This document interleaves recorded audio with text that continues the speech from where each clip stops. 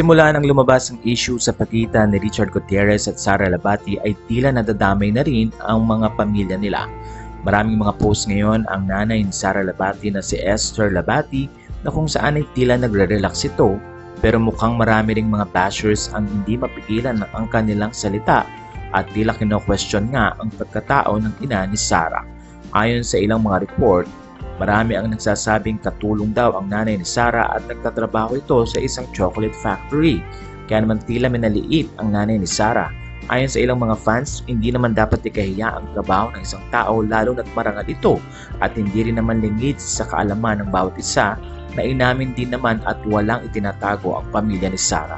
Kaya naman sa puntong ito ay hindi napigilan ng ina ni Sara na mag-reply sa nasasabing basher at narito ang naging kanyang pahayag. To make it clear, madam, what's wrong kung magtrabaho ako sa bahay? Marangal na trabaho yan. Ito sasabihin ko sa iyo.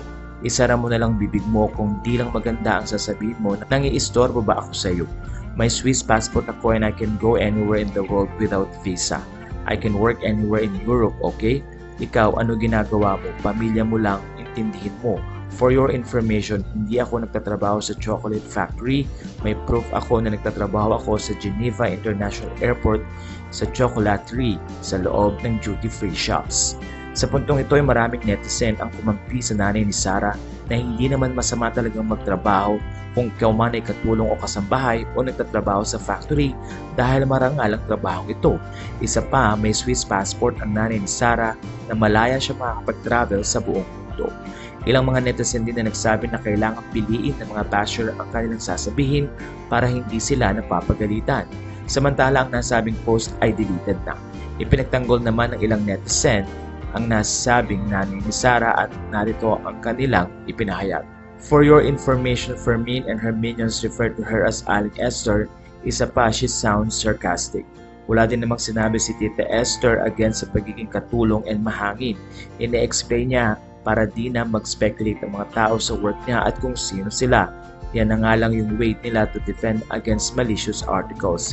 Ikaw lang nagbibigay ng meaning, wala namang mahangin sa sagot niya. Sa puntong ito ay maraming netizen din na nagsabi na hindi dapat tingnan ang pinagdaanan ng tao bagkus ay ginagawa ni Sara ang kanyang dapat gawin lalo na sa magulang. Ayon pa sa ilang mga netizen, hangad ng mga anak na makitang maging maayos ang kanilang mga magulang at makaranas din ng ginhawa. Ano pong masasabi niyo sa story ito?